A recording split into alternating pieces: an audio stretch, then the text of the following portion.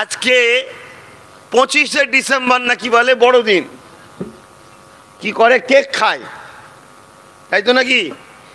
সারা বছর কেক শুকিয়ে থেকে 25 তারিখ কেক খায়।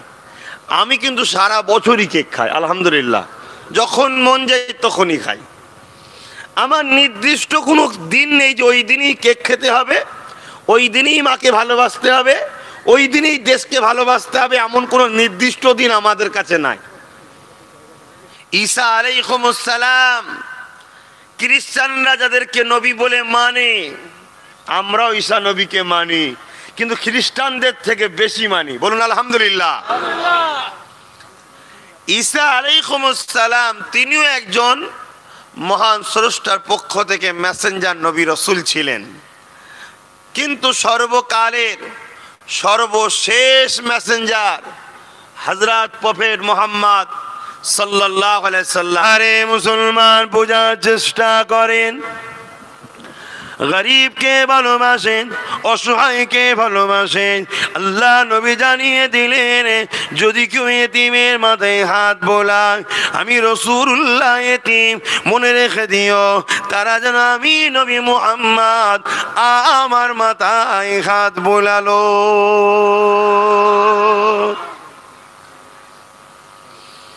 এ যুবকেরা, তরুণেরা, এ নবী পাকের প্রেমিকেরা, বেশি লোভ করো না গো, প্রয়োজন যতটুকু আছে অতটুকুই নাও, বাকি যেটা আছে গরিবকে দিয়ে দাও, গরিবের মুখে হাসি ফোটাও, গরিবকে পেয়ার করো। আল্লাহ নবী জানিয়ে দিলেন, আল মারউ মা মান আব্বা, দুনিয়ায় যে যাকে ভালোবাসবে তার সঙ্গে সে জান্নাতে যাবে। আল্লাহ রাসূল জানিয়ে দিলেন, এ দুনিয়া মানুষেরা ধনীদের থেকে 50,000 বছর আগে গরিবরা জান্নাতে যাবে। দুনিয়া যদি গরিবের সঙ্গে বন্ধুত্ব করো, গরিবকে পেয়ার করো, গরিবকে ভালোবাসো, শুধু রেখে দাও গরিবদের সাথে 50,000 বছর আগে আল্লাহ পাকে জান্নাতি হয়ে যাবে। এ কচি বস না বাবা, তোকে কে পাঠিয়েছে? হ্যাঁ, কে পাঠিয়েছে? এ নজওয়ান তরুণেরা, এ আমার এলাকার মানুষেরা, এ আমার প্রিয় দেশবাসীরা, আল্লাহ নবী জানিয়ে দিল, আরো মারো ও মা মান আব্বা, যে মানুষকে ভালোবাসে না, আল্লাহ নবী জানিয়ে দিলে, লা ইয়ারহামুল্লাহু মান লা ইয়ারহামুন নাস, যে মানুষকে ভালোবাসে না মহান স্রষ্টা দয়া সে পাবে না। তাই আজকে কোনো মানুষ যদি কঠিন ঠান্ডাতে আপনার এলাকায় কাঁপতে থাকে, আপনার এলাকায় কঠিন ঠান্ডায় বিপদে পড়ে থাকে, এলাকার নেতারা আপনাদের তো দায়িত্ব ওই গরিবটাকে সেবা করা, ওই গরিবের গায়ে কম্বল চাপিয়ে দেওয়া, ওই গরিবের পাশে দাঁড়ানো। দুঃখের বিষয় হলো দাঁড়ানো তো দূরের কথা, ওই গরিবকে মেরে দিয়ে গরিবের জমিনটা কি করে দখল করা যায়, আজ কিছু নেতারা এটা চক্রান্ত করছে না, করে না। এ যুবকেরা, তরুণেরা, অসহায়কে ভালোবাসো, পিয়ার করো। আল্লাহ নবী, নূর নবী, দয়া নবী, রাহমাতুল লিল নবী আমার জানিয়ে দিলেন, যে অসহায়কে পেয়ার করবে, গরিবকে পেয়ার করবে, আল্লাহর সৃষ্টিকে ভালোবাসবে, আমি রাসূলুল্লাহ জানিয়ে দিলাম, আল্লাহ পাক তাকে পেয়ার করবে, ভালোবাসবে। আর ইতিহাস সাক্ষী দিয়ে দেয়, আল্লাহ নবী সাহাবাদেরকে নিয়ে ওয়াজ করতে লেগেছে, সাহাবা হুজুররা ওয়াজ করতে থাকে, এমন সময় দেখা যায় সাহাবা হুজুরদের মধ্যে আলোচনা হতে লেগেছে, নবী আমার সাহাবাদেরকে ওয়াজ করতে লেগেছে। কি হলো? থাক না, যে যেখানে আছে থাক না, না বস্তা না বাবার দরকার নেই, যারা যেখানে আছে থাক না। আজ ওখানে এসেছে, কালকে এখানে আসবে, কথা বুঝছেন না? এসেছে আলহামদুলিল্লাহ, ওরাও তো আমাদেরই ভাই, যেখানে যার সুবিধা হয়েছে বসেছে, শুধু এই মা বোনগুলোকে ডিস্টার্ব করবে না, ওই পাড়ে বসুনি। এ যুবকেরা, তরুণেরা, এ মানুষেরা, ও আমার দাদা পীরের ভক্ত মুরিদ অনুসারীরা, ও আমার প্রিয় দেশবাসীরা, আলোচনা শোনো গো বাবারা। দুনিয়া কারো চিরস্থায়ী না, একদিন না একদিন চলে যেতে হবে। এই জীবন কেউ চিরস্থায়ী পাবে না, মৃত্যু একদিন না একদিন হবে। মিনহা খালাকনাকুম ওয়া ফিহা নুঈদুকুম ওয়া মিনহা নুখরিজুকুম তারাতান উখরা।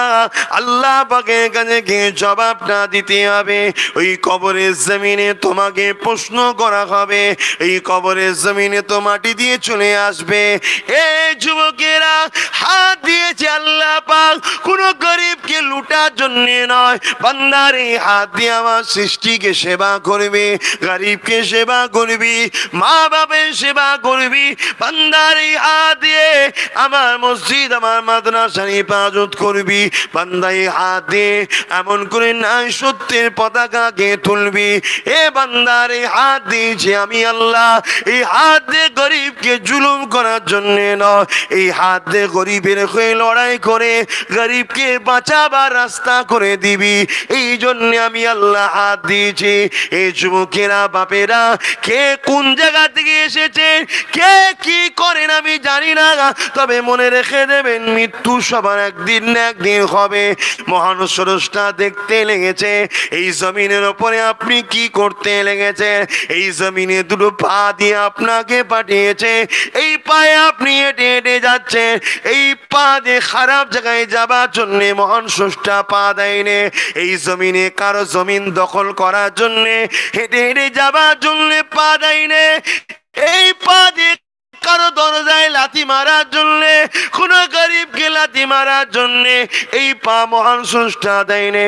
এই পা দিয়ে বান্দারে গরিবকে দেখতে যাবে, এই পা দিয়ে বান্দারে আমার ইবাদতে মসজিদে যাবে, এই পা দিয়ে বান্দারে নাই সত্যের দিকে যাবি, এই পা দিয়ে বান্দারে এমন করে মা বাপের জন্য সেবা করার জন্য যাবি, এই পা দিয়ে বান্দারে হালাল ইনকাম করার জন্য যাবি। এ আমার বান্দারে, এই পা দিয়ে যখন আমার পক্ষে আমার বান্দারা ডাকবে, আলেম উলামারা ডাকবে, এই পা দিয়ে তখন হেঁটে হেঁটে তাদের দিকে যাবে। এ বান্দারে, আমি আল্লাহ তোদেরকে জবানে কথা দিয়েছি, এই জবানে বুবা বানাইনি। আমি আল্লাহ তোদেরকে জবানে কথা দিয়েছি, এই জবান দিয়ে তোরা আমি আল্লাহ আমাকে খুশি করার জন্য কথা বলবি। এই জবানে আমার হাবিবের উপরে দরুদ পড়বি, এই জবানে আলেমদেরকে সালাম দিবি, এই জবানে মা বাপকে সালাম দিবি, এই জবানে মা বাপের কথা শুনবি, এই জবানে এমন করে গরিবদেরকে সালাম দিবি, গরিবদের সুখে দুঃখের কথা বলবি, এই জবানে নাই কথা বলবি, এই জবানে সত্য কথা বলবি, এই জবানে মিথ্যাবাদীদের বিরুদ্ধে বলবি, এই জবানে ন্যায়ের পক্ষে কথা বলবি। এই জবানে বান্দারে আমার জমিনের উপরে চিৎকারে বলবি আল্লাহু আকবার। এই জন্যই তো আমি বান্দা, আমি আল্লাহ বান্দা তোকে জবানে কথা দিয়েছি। আল্লাহ নবী যখন ১,৫০০ বছর আগে এসেছিলেন, নবী আবার এসে দেখলেন তৎকালীন সময়তে রাজ ক্ষমতা নিয়ে আবু জেহেল, উতবা, সাইবা, আবু লাহাব নিজেরা নিজেদের ক্ষমতা জোর দেখিয়ে গরিব অসহায়দের উপরে জুলুম করতে লেগেছে, মানুষকে হত্যা করতে লেগেছে, নারী খুনের উপরে রেপ করতে লেগেছে। এ যুবকেরা, সন্ত্রাসী রাজত্ব চালাতে লেগেছে, মানুষের কোনো অধিকার ছিল না, কথা বলার স্বাধীনতা ছিল না। মানুষ যখনই কথা বলতে যাবে তাকে জোর করে জেলেতে ভরে দিতে লাগলো, তাকে হত্যা করতে লাগলো, কোনোভাবে মন করে বিচার হতো না।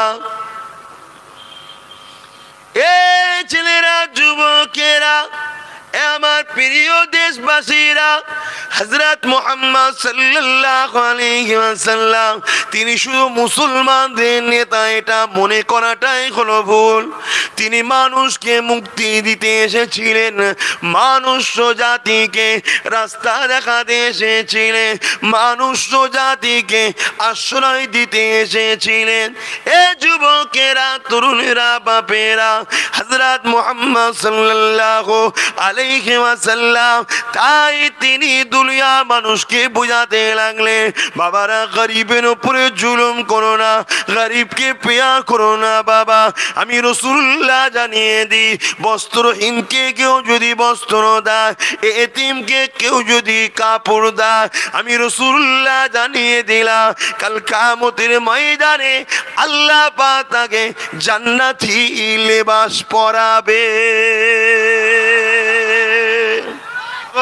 কোনদিন যদি কোনো প্রশাসনকে দেখো, কোনো প্রশাসনকে তোমরা সচরাচর দেখো, বাসে বা ট্রেনে বা সেনাবাহিনী কোনো জায়গায়, এটা বলা এসে গেছে সুযোগ তাই বলছি, তুমি যদি প্রকৃত দেশপ্রেমিক হও তোমার উচিত হবে ওই প্রশাসনকে, সেনাবাহিনীকে সিটটা ছেড়ে দিয়ে তুমি বসে থাকো নিচেই বা দাঁড়িয়ে থাকো, তাকে দাও। কেন? সে তোমার দেশের গর্ব। আমি জানি হয়তো সেনাবাহিনীকে সম্মান করবে, প্রশাসনকে করবে না ছেলেরা, আমি জানি, কেন প্রশাসনের উপরে বর্তমান ছেলেদের একটা খারাপ ধারণা এসেছে। কিন্তু আমি বলবো এই খারাপ ধারণাটাকে চেঞ্জ করো। কেন? প্রশাসনের দোষ নয়, দোষ আমাদের। আমরা 500 টাকায় ডাকাত চোর নেতা বানাই, আর সেই ডাকাত চোর নেতাগুলো প্রশাসনকে হুমকি দেয়, তোকে ট্রান্সফার করে দেবো, এখান থেকে চেঞ্জ করে দেবো, তোকে বড়বাবু থেকে হাবলদার বানিয়ে দেবো। সে বেচারি নিরুপায় হয়ে তার কোনো উপায় থাকে না, তাই বাধ্য হয়ে সে কাজ করে। কথা বুঝে আসছে? তোমরা তো অতটা গভীরের খবর রাখো না, এই জন্য তোমরা মনে করো প্রশাসন এসে রাস্তায় চাঁদা তুলছে, ঘুষ নিচ্ছে। না, তারা করেনি বাপ। এই যে সামনে ইলেকশন এসে গেছে, কি পুলিশ দেবে রাস্তাঘাটে, গাড়ি ধরছে, হাত ধরছে, এসব চাপ। এক একটা থানা থেকে থানাকে চাপ দেয়, ওই এলাকার যারা নেতা চাপ দেয়, 1 কোটি তুলে দিতে হবে, নাকি তোকে জঙ্গলমহলে পাঠাবো। সে বেচারি নিরুপায়। এই সব কিছু মিটাতে গেলে আমাদের ঘরে ঠিক হতে হবে, আমাদের ঘরে ঠিক হতে হবে। আমরা যদি ভালো চরিত্রবান, ভদ্র, দেশপ্রেমিক, মানবতা প্রেমিক লোককে আমরা নেতা বানাই, তাহলে কিন্তু তারা দ্বারা এই পাপ কাজ হবে না, আর তাহলে প্রশাসনকেও খারাপ রাস্তায় নামতে হবে না। বিছখানে একটা কথা বলে দিলাম, কারো কি খারাপ লাগলো নাকি? এটা সত্য কথা ভাই। তারাও তো মানুষেরই বাবা, তাদেরও তো বউ, বাচ্চা, স্ত্রী, আমাদের মতো একটা ছেলে তাদের বাড়িতেও তো আছে। আমার মাথায় লাঠি মারার আগে তারা তো মনে পড়ে, আরে আমারও একটা বাচ্চা আছে, আমার বাচ্চাকে কেউ লাঠি মারলে যে রক্তটা ঝরতো, এই বাচ্চারও রক্ত আমি ঝরাচ্ছি। তাদেরও তো কাঁদে, তাদেরও তো বিবেকে লাগে, কিন্তু তারা নিরুপায়, তারা নিরুপায়। অনেকে সহ্য না করতে পেরে হয়তো একটু ছোট বড় কথা বলে ফেলে নেতার সামনে, যে আপনার কথা মানতে পারবো না, সঙ্গে সঙ্গে তাকে হয় ট্রান্সফার করে দেয়, নাই হ্যারাসমেন্ট করে। রাত 12টায় ফোন করলো, কোথায় কিছু নাই, ফোন করলো, এইদিকে আসো জলদি করে, আমার বাড়ির সামনে কি আওয়াজ হচ্ছে। খালি কামাকাই ডেকে নিয়ে এসে দাঁড় করিয়ে দিয়ে, খালি কামাকাই 2-3 ঘন্টা দাঁড় করিয়ে বলবে চলে যাও। যেই পৌঁছে গেলে আবার বলে এক্ষুনি আসো। এইভাবে ডিস্টার্ব করে। তোমরা জানো কিভাবে জ্বালায় ওদের ঘরে, প্রশাসন ভাইদের ঘরে। এই সমস্যা মিটাতে গেলে আমরা জনগণ পারবো। আমাদের ঘরে দেখতে হবে বাহুবলী নয়, আমাদের ঘরে দেখতে হবে শিক্ষিত, ভদ্র, সভ্য, ভালো মানুষ, তাদেরকে দেখতে হবে। কথা বুঝে আসছে? যাক, বীজখানে একটু লাইন টানলাম, এদিকে আসলাম। বেজার হলেন না তো? কেন? রোদে কষ্ট করে শুনতে এসেছেন, আপনাদের ঘরে তো ভাড়া দিয়ে আনা হয় না যে বাবা যা বলে বলুক, যাক 200 টাকার জন্য বসে আছি, সেই খদ্দের তো নয় নাকি গো? পয়সা টয়সা দিয়েছেন নাকি? এখন মুদি তো সবাইকে টাকা দিচ্ছে, আপনার তাই না তো? হ্যাঁ, মুদি তো সবাইকে টাকা দিচ্ছে, দেশের টাকা লুটে জনগণকে ছড়াচ্ছে। তখন মৌলানা সাহেবকেও দেয় না তো? আমাকে যদি দিয়েছে জানি না, কেউ দিতে পারে। আমাকে প্রচুর টাকা দিয়েছে ভাই, খবর রাখেন তো আপনারা? 22,000 কোটি, চারটিখানি কথা নয়। এখন আমার কর্মীরা যদি বলে হুজুর আপনি একা ভাগ করে নিচ্ছেন, তাহলে আমরা পেলাম না কোথায়? তাহলে তো আমি বিপদে পড়ে যাব। এত কিছু দিয়েছে কে? সেই আল্লাহর জন্য কি করেছেন বলেন? সেই আল্লাহর জন্য কি করলেন? আসুন পরিবর্তন হন, না হয় আগামীতে আরো ভয়ানক মুসিবত আপনাদের ঘরে ভুগতে হবে। একেবারে ঠিক সময় ঠিক টাইমে আমার আল্লাহ, আমি মনে করি আপনাদের জন্য আমাকে খাদেম হিসাবে পাঠিয়েছে। না হয় আমি কখনো খবেও দেখিনি, স্বপ্নেও দেখিনি, কোনো ইশারাতেও বুঝিনি যে আমি কোনো একদিন বলবো যে ভাই, মানুষকে বাঁচাবার জন্য, এনআরসি এনপিআরসিএ থেকে বাঁচাবার জন্য, কৃষকদের বাঁচাবার জন্য, প্রতিটা পরিবারে নকরি চাকরি অর্থর ব্যবস্থা, বিমারীদের চিকিৎসা সুব্যবস্থার জন্যে, বাংলাকে বাঁচাবার জন্যে আসো ভাই, আমার হাতে হাত মিলাও, আমি যাকে বলি তাকে সাপোর্ট করো। এটা কখনো আমি ভাবিনি ভাই। আজ আমার স্রষ্টা, আমি মনে করি আপনাদের জন্য আমাকে খাদেম হিসাবে তিনিই পাঠিয়েছেন। এত বাধা, এত কিছু, বড় বড় টোপ দেওয়া হচ্ছে, লোভ দেওয়া হচ্ছে, সব ত্যাগ স্বীকার করে এক জায়গায় দাঁড়িয়ে আছি। বড় হুমকি দেওয়া হচ্ছে, ঠিক আছে পুনরায় যদি ঘুরে আসতে পারি এ বাংলা ছাড়া করব তোমাকে, এমনও হুমকি দেওয়া হচ্ছে।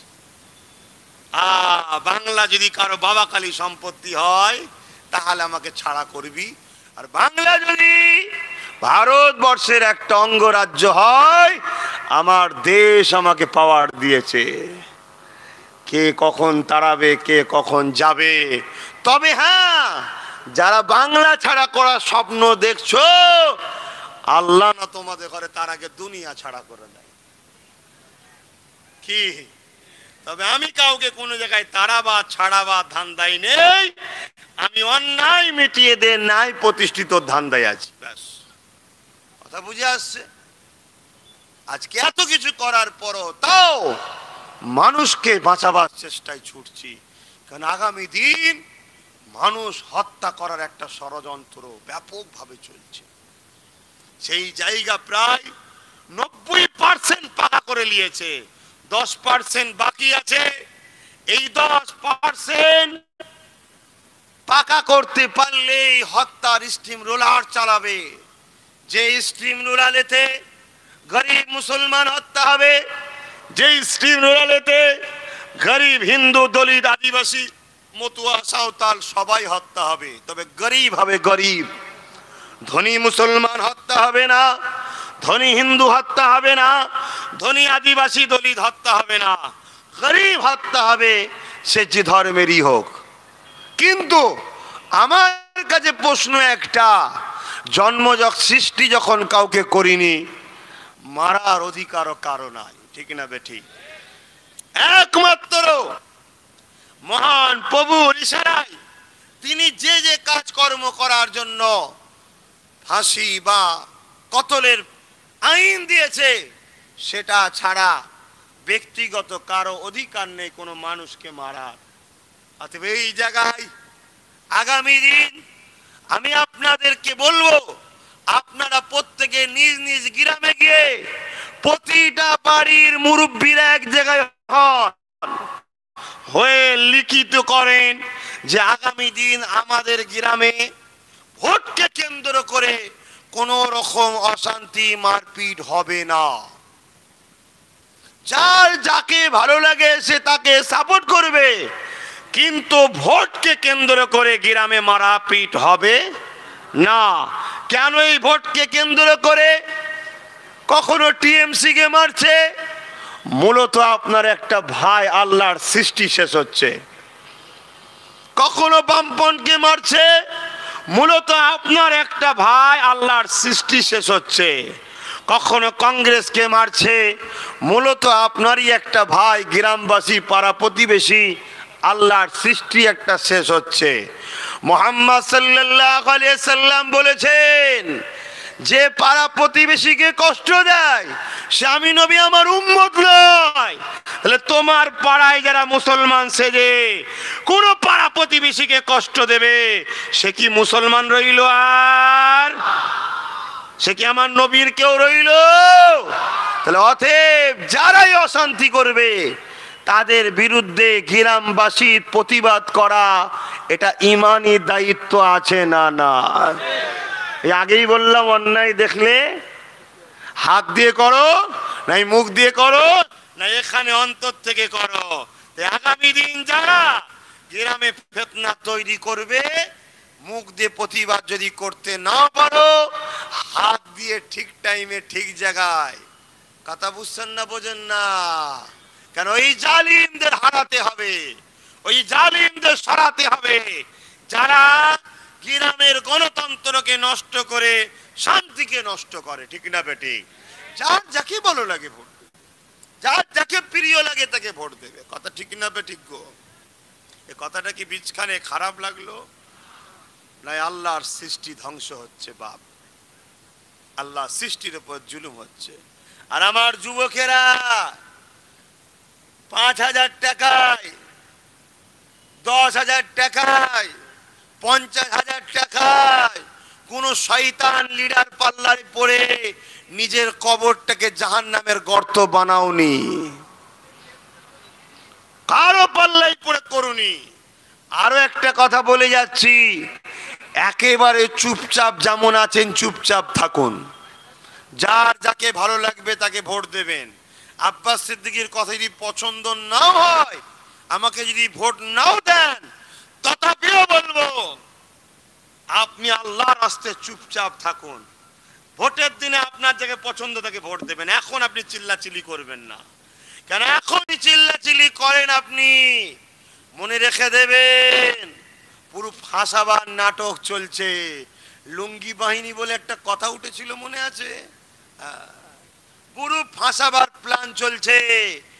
আপনাকে সমেত কিন্তু পুরো গ্রামে ফোর্স ঢুকিয়ে ঝাঁঝরা করে ফেলবে। অতএব আল্লাহর রাস্তায় বলছি চুপ করে যাও। এইটা চুপ করার সময় যা যাকে ভালো লাগে দিকে যাও, অশান্তি তোমরা করতে যেও না। মনে রেখে দেবেন, আল্লাহ রাসূল জানিয়ে দিলেন যদি কোন মুসলমান অন্য মুসলমানকে ঘৃণা করে সে জান্নাতের খুশবু পাবে না। আর আজকে আমার 10,000 টাকায়, 20,000 টাকায় আমার যুবকেরা, আজ এই শয়তানরা তোমাদের ঘরে নিজেদের আরবপতি হবার জন্য তোমাদের ঘরে বোম বন্দুক দিয়ে গ্রামে গরিব অসহায় বাপটাকে মারাচ্ছে, গ্রামে অসহায় গরিব মাটাকে মারাচ্ছে, গ্রামে গরিব ভাইটাকে মারাচ্ছে। মারিয়ে দিয়ে 10,000 টাকা তো তুমি নিলে, 10 দিন যেতে না যেতে 10,000 টাকা শেষ হয়ে গেল। আল্লাহ না করুক এমন বিমার হবে যে বিমারে 10 লাখ বেরিয়ে যাবে, অথচ তুমি যার জন্য লড়লে সে হয়ে গেল আরবপতি। আর তোমার দুনিয়াতে পরবর্তী সময় তোমার পাড়াতে বিরোধী দলের তুমি টার্গেট হয়ে গেলে। 30 বছর হোক, 40 বছর হোক, একটা দিন তো তোমাকে হারতেই হবে। 34 বছরের বাম যেমন হেরেছে, তুমি যখন হেরে যাবে তখন কিন্তু তোমার প্রতিশোধ সে নেবে। তুমি যদি মারাও যাও তোমার এই সামান্য ভুলের জন্য তোমার ছেলের ওপরে কিন্তু প্রতিশোধটা নিচ্ছে। এই সমাজে এটা ঘটছে না ঘটেনি? অথচ ওই পাড়ায় দেখো, বাপ করছে বিজেপি, ছেলে করছে টিএমসি, বোনাই করছে বামফ্রন্ট, শালা করছে কংগ্রেস, সব দেখে এক টেবিলে মিলেমিশে আছে, কোনো ঝগড়া নেই। ভুল কথা বললাম? কেন? ওরা জানে যে কটা আছে সব কটাই তো আমাদের, তাই ঝগড়া নেই।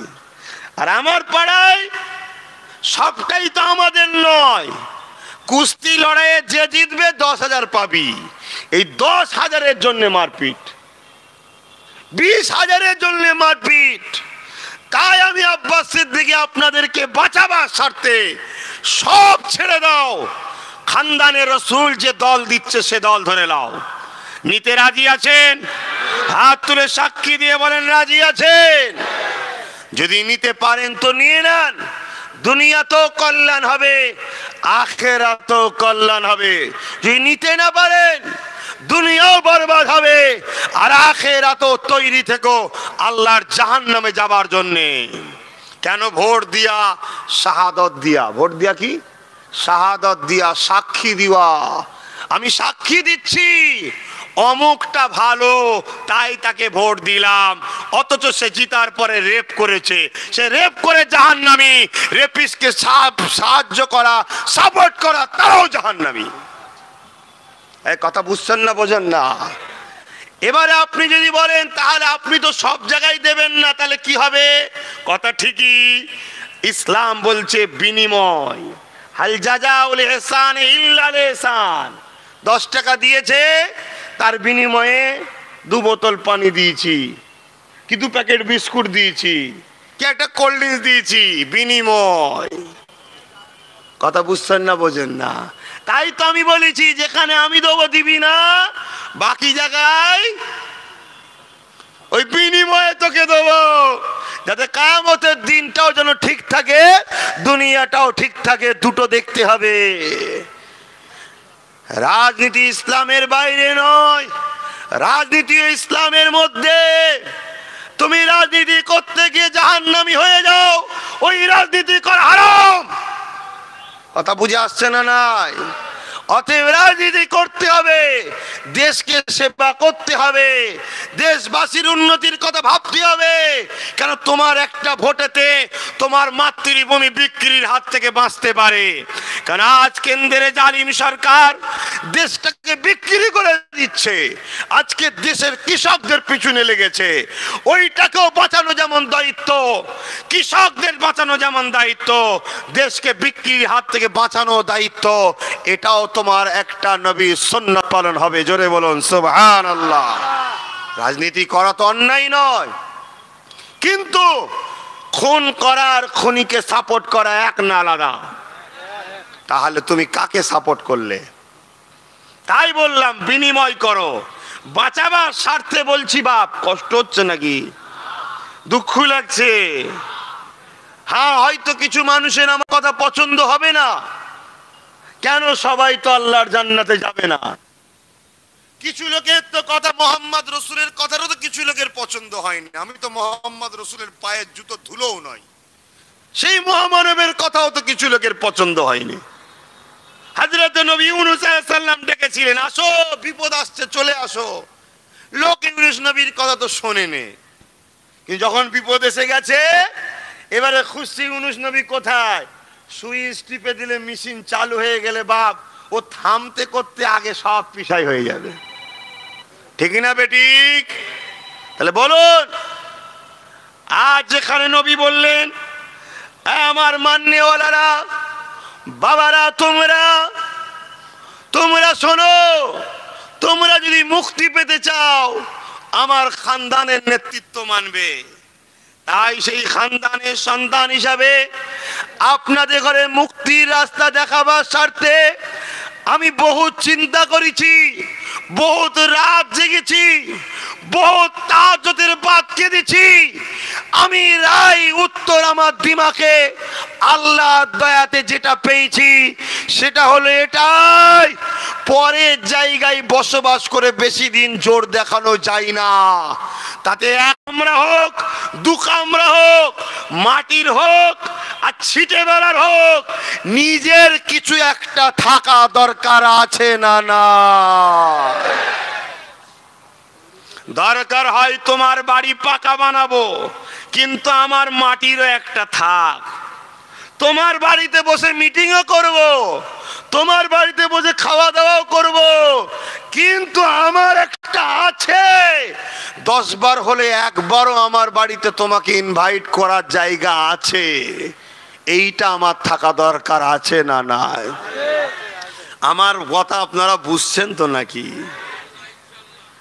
কেন? খুলে তো প্রচুর বলেছি, এখনো বলতে হবে, একটু বুঝেলেন?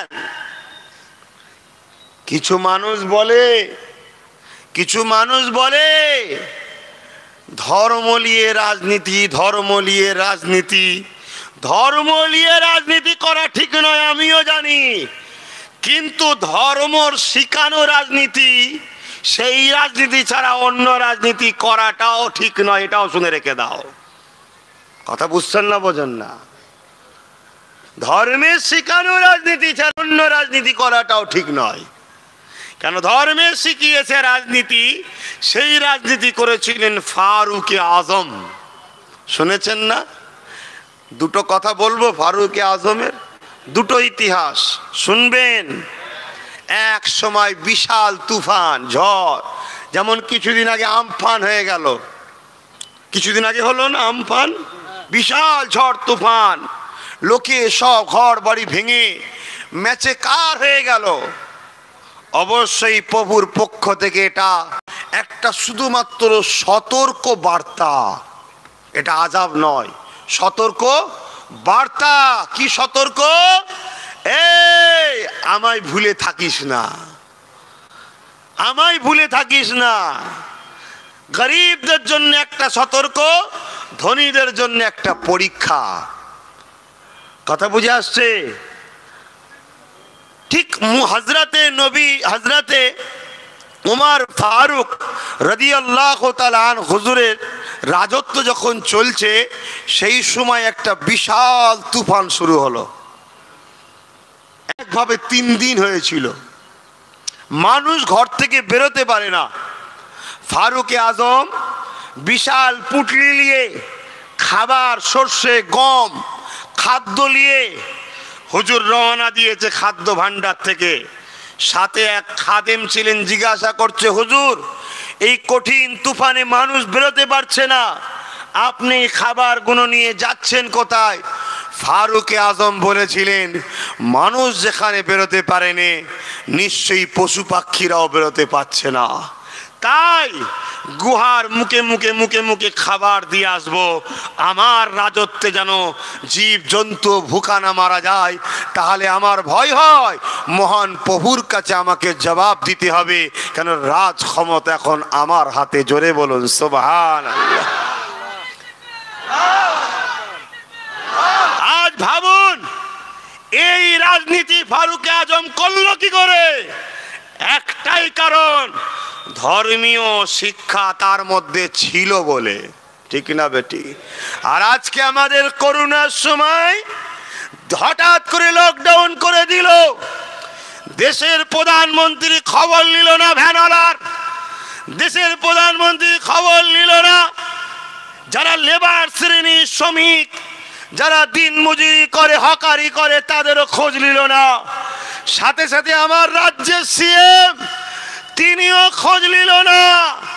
কি করে মানুষ খাবে, কি করে খাবার পাবে?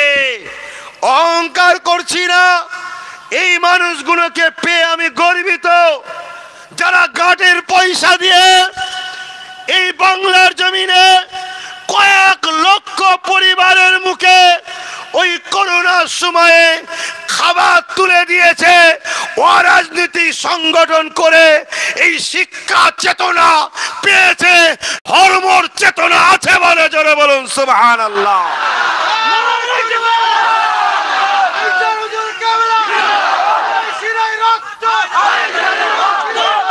আজ কথা উঠছে, কথা উঠছে, হুজুর মলি সাহেবরা রাজনীতি করবে কেন?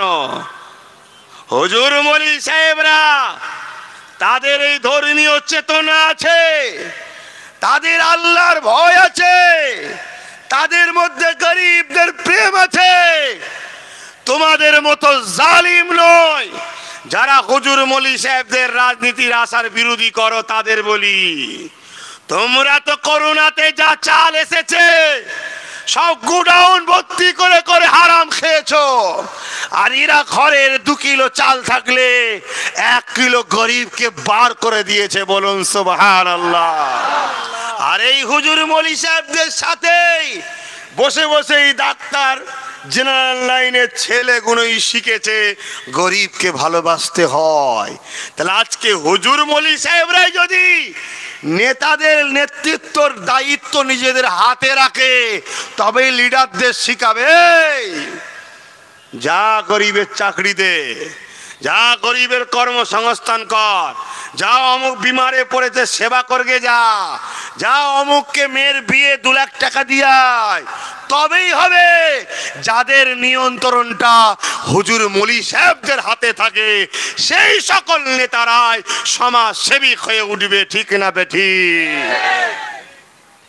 এ কাজ আব্বাস সিদ্দিকী করতে চাইছে, অসুবিধে আছে কি গো? যুবকদের অসুবিধে আছে নাকি? হয়তো ভাবছো আমি তো আর তাহলে 10,000 মার্ডার করার জন্য পাবো না, 20,000 খুন করার জন্য পাবো না। কোনোদিন পাবে না, ঠিকই কথা। তোমায় 10,000 মার্ডারের জন্য দেওয়া হবে না, 20,000 টাকা কারো বুকে খাঁচায় লাথি মারার জন্য দেওয়া হবে না, 50,000 টাকা বুথ দখলের জন্য দেওয়া হবে না। কিন্তু যুবক শুনে রেখে দাও, যদি ভাইজানের কথা মেনে নিতে পারো, তোমাকে হালাল ইনকামের জন্য 10-15 হাজার টাকার কর্মসংস্থান দেওয়া হবে, যেখানে প্রতি মাসে মাসে তুমি ইনকাম করে হালাল ইনকামে তোমার স্ত্রী, বউ, বাচ্চা, পাড়া প্রতিবেশী হাসি খুশিতে জীবনটা করতে পারবে। বলো আলহামদুলিল্লাহ।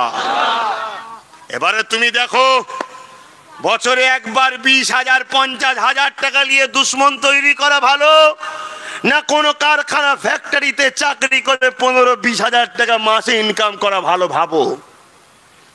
হয়তো কিছু মানুষ ভাববেন যেটা হতে পারে কি, কেন হবে রে? শুনে রেখে দাও, 550-র উপরে মাদ্রাসার হেড শিক্ষক নিয়োগ বন্ধ আছে। মলি সাহেবরা শোনেন, আজ আব্বাস সিদ্দিকী বিরোধী করছেন ইমাম সাহেব, মলি সাহেব, সেই সকল শোনেন। 550 শুধু ধর্মীয় শিক্ষা মাদ্রাসাতে প্রধান শিক্ষকের সিট খালি আছে। এ জায়গায় ঢুকাবে না কেউ, কেন ঢুকালেই দেখছে 40-50 হাজার টাকা মাইনে, 40,000 টাকা মাসে না গুনে ওই 40,000 টাকা 4টেকে ট্যাব দে, মোবাইল দিয়ে 4টের অ্যাকাউন্টে দিয়ে 4টে ভোট পাবো। কথা বুঝছেন না? বোঝেন? দ্বিতীয় মাসে 8টা, 4 বরং 48, বছরে 48টা, আর 48 ইন্টু 5, 4 5 20, 4 8 32, 152টা ভোট পাবো 5 বছরের জন্য। কেন আমি ওকে দিতে যাবো টাকা একজনকে? কথা বুঝছেন না? বোঝেন? সস্তার রাজনীতি চলছে, প্রধান শিক্ষক নিয়োগ বন্ধ। একটা দেখালাম, এরকম লক্ষ লক্ষ ডিপার্টমেন্ট ফাঁকা আছে যেখানে চাকরির জায়গায় করার লোক নেই, ইচ্ছা করে নিয়োগ হচ্ছে না। কেন হচ্ছে না? দুটো কারণে। চাকরি পেয়ে গেলে বুথ দখলের লোক পাওয়া যাবে না, চাকরি পেয়ে গেলে পতাকা বাঁধার লোক পাওয়া যাবে না, চাকরি পেয়ে গেলে এমন করে মারপিট করা, বোম মারা, লাঠি মারার লোক পাওয়া যাবে না। আর চাকরি দিয়ে দিলে একজনের পিছনে 5 বছরে কম করে মাসে যদি 10,000ই ধরে চলি, বছরে 1,20,000, তাহলে 5 বছরে কত হচ্ছে? 5 লাখ, আর 5 20 6 লাখ টাকা। কি দরকার 6 লাখ টাকা দিবার? ভোটের সময় 10,000 দিয়ে দে, ও একাই 50টা বুথ দখল করে নেবে। কথা বুঝছেন না? বোঝেন না? আমার কথা খারাপ লাগছে না ভাই, বাদ দে দি। মন বড় মরা না, চিন্তা করছেন যে কি ক্ষতি হয়েছে? চিন্তা করছেন নাকি? ক্ষতি হয় না আপনাদের? না, এই সব যে সিস্টেমগুলো তৈরি হয়েছে, এতে কি আপনাদের ক্ষতি হয় না?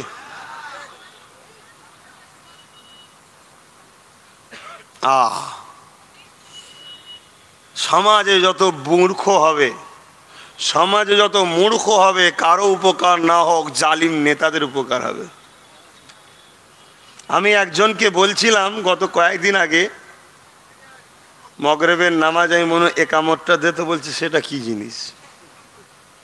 বলছি তকবীর দিতে পারি? বলছেন না। কথা বুঝে আসছে? বাঁশ মারতে পারিস মাথায়, তার বেলায় হাসছে। তার মানে কত মেরে বসে আছে। এইগুলো তোমাদের করলো কারা? হ্যাঁ, আমার অনুরোধ ভাইদের কাছে, পরিবর্তন হও। যাক, আগামী দিন আমি আব্বাস সিদ্দিকী আপনাদের কাছে আশা রেখেছি, এই আশা রাখবো যে আপনারা আমাকে ধোঁকা দেবেন না। আগামী দিন আপনারা ভাইজানের কথা শুনে, ভাইজানকে বাঁচাবার স্বার্থে, ভাইজানকে কথা রেখে গরিব, অসহায়, দলিত, আদিবাসী, বাংলার গণতন্ত্র, বাংলার মানুষকে বাঁচাবার স্বার্থে, আল্লাহর সৃষ্টিকে বাঁচাবার স্বার্থে ভাইজানের হাতকে শক্ত করে ধরবেন তো নাকি? কথা দিচ্ছেন তো নাকি? আলহামদুলিল্লাহ। আসেন আসেন, একটুখানি সালাম দেবো আর দাঁড়িয়ে গুটি কত কথা বলবো। সকলে দাঁড়িয়ে জানে নবী।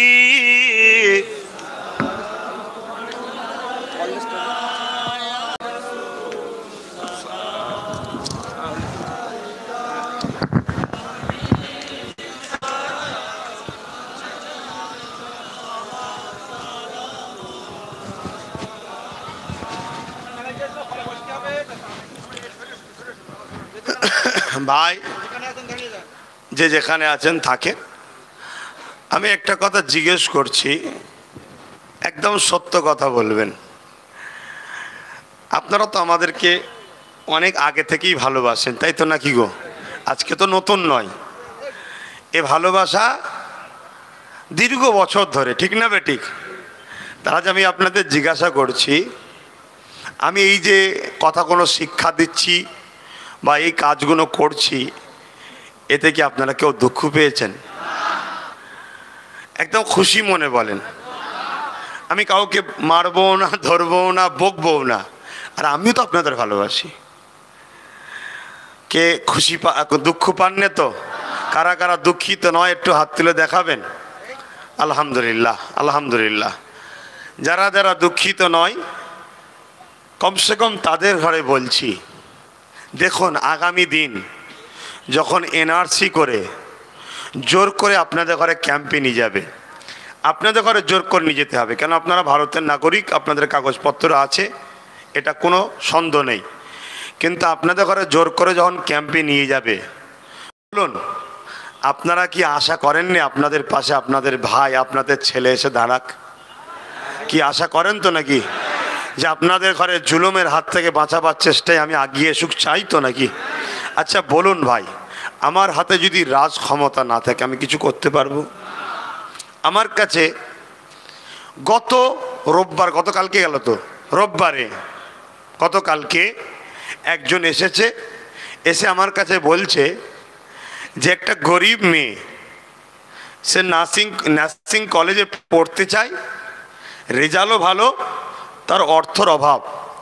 ওই এলাকার এমএলএর কাছে গেছে, এমপির কাছে গেছে, মন্ত্রীর কাছে গেছে, এমনকি সিএমের পর্যন্ত দপ্তরে চিঠি করেছে। আর ওই যেটা কি দিদিকে বলো নাকি, ওতেও জানিয়েছে। কোনো দিক দেশে সুযোগ সুবিধা পাইনি। লাস্টে বলছে আপনার কাছে এসেছি, শুনছি আপনি মানুষকে সাথ দেন, এসেছি। তা নিশ্চয়ই তার আশাটা ভুল নয়, ঠিক না বেঠিক? কিন্তু আমি তাকে জিজ্ঞেস করলাম আপনার দাবি কত? তিনি যে দাবিটা করলেন সেটা কি আমার দ্বারা সম্ভব? আপনি বলুন সম্ভব কি? 5,000, 10,000, 20,000, 50,000টা সম্ভব, কিন্তু তার ওপরে আমার দ্বারা কি সম্ভব? কেন এইভাবে আমার কাছে শয়ে শয়ে মেয়েরা আসে, মা আসে, কে মেয়ের বিবাহের জন্য আসে, কে পরীক্ষার ফিজের জন্য আসে, কে চিকিৎসার জন্য আসে, কে মিথ্যা মামলায় ফেসে গেছে জামিনের জন্য আসে, নানা রকম সমস্যা নিয়ে কাঁদতে কাঁদতে আসে। কখনো যুবক কেঁদে আসে, কখনো ভাই কেঁদে আসে, কখনো বোন কেঁদে আসে, কখনো মা এসে কাঁদে যে বাবা আমার এই সমস্যা। আমি একজন পীরের ঘরের ছেলে ঠিকই, আমার মধ্যেও তো একটা অন্তর আছে। তাদের এই কষ্টটা দেখে দীর্ঘ 2016 থেকে আমি চিৎকার দিচ্ছি, প্রত্যেকটা গরিব মানুষের মেয়েদের বিবাহের জন্য ওয়াকফ সম্পত্তি থেকে 5 লক্ষ করে টাকা দিবার ব্যবস্থা করা হোক, অ্যালট করা হোক। গরিব মেয়ের বিবাহের জন্য 5 লাখ, গরিব ছেলে মেয়েদের 90% উপরে যারা নম্বর পাবে তাদের সম্পূর্ণ ফ্রি পড়ার ব্যবস্থা, গরিব মা বাপ ভাই বোনেদের ফ্রি চিকিৎসা, ইমাম মুয়াজ্জিন এবং বিভিন্ন ধর্মের ধর্মগুরুদের ভাতা নয়, অবস্থা পরিপ্রেক্ষিতে 10, 15, 20 হাজার করে মাইনে দীর্ঘদিন চিল্লে আসছি, কিন্তু আমার কথাকে কেউ গুরুত্ব দেয়নি। আজকে সেই মায়েদের চোখের পানি মুছতে, বোনেদের চোখের পানি মুছতে, জন যুবকদের ব্রেনিয়ানদের পড়াশোনার ব্যবস্থা করতে, সাথে সাথে কৃষক ভাইদের উপযুক্ত মর্যাদা দিবার স্বার্থে বাংলার প্রত্যেকটা জাতি ধর্ম বর্ণ নির্বিশেষে বঞ্চিত নিপীড়িত মানুষের মুখে হাসি ফুটাবার স্বার্থে আমি আব্বাস সিদ্দিকী, ফুরফুরা শরীফ আহলে সুন্নাত ওয়াল জামাত, এটা একটা অরাজনৈতিক সংগঠন। এই সংগঠন থেকে কাজ করছি, কিন্তু এই সংগঠন থেকে 100 লোকের কাজ করতে পারবো, 1000 লোকের কাজ করতে পারবো, 10 লাখ 20 লাখ 50 লাখ 1 কোটি 10 কোটির কাজ করতে পারবো না। কেন? ইচ্ছা থাকলেও সামর্থ্য নাই। তাই আমি আব্বাস সিদ্দিকী 2019-এ যখন সিএবি বা সিএএ আইন পাশ হলো, সেই সময়তে রাজ্য সরকারের 8টা এমপি, তার মধ্যে আপনাদেরটাও ছিল, আজকে তারা জনগণের কথা না ভেবে নাচ করতে, ফাংশন করতে, বিভিন্ন ডিউটিতে তারা চলে গেল। এই বিলের বিরোধী করে বাংলার মানুষকে বাঁচাবার চেষ্টা করলো না। ওই সময়েতে আমি কলিকাতায় প্রেস কনফারেন্স করে রাজ্য সরকারকে বলেছিলাম, 3টে কাজ আপনি করুন। বাংলার মানুষ আপনাকে বড় ভালোবেসে 34 বছরের বাম সরকারকে সরিয়ে দিয়ে আপনাকে এনেছে। আপনাকে আনার পিছনে ফুরফুরার পীর সাহেব পীরজাদাদের অবদান আছে। সেই পরিবারের একটা সদস্য হিসাবে আমারও সামান্য অবদান আপনার পিছনে ছিল। তাই আপনাকে অনুরোধ করছি, অবিলম্বে আপনি ওই 8 জনকে দল থেকে বাদ দেন, সেখানে নতুন করে দাঁড় করান, আমরা ভোট দিয়ে আপনাকে জিতাবো। এই কথাটা বলাটা কি আমার অন্যায় হয়েছে? আওয়াজ তুলে বলবেন। দ্বিতীয় নম্বর বলেছিলাম, যারা জনগণের সেবা করার সময় নাই তাদেরকে বাদ দিয়ে যে সেবা করতে পারে তাদের দেওয়া দরকার আছে না নাই? তাই বলেছিলাম। দ্বিতীয় নম্বর বলেছিলাম, বিধানসভা থেকে আপনি সমস্ত এমএলএদেরকে ডেকে একটা রেজুলেশন পাস করুন। সেখানে বাংলার আপনার 200-র উপরে এমএলএ ভোট দেবে। বাম কংগ্রেস বলেছিল আমরা সাপোর্ট করব, বিজেপি হয়তো করতো না, ও না করলেও 250-র উপরে এমএলএ।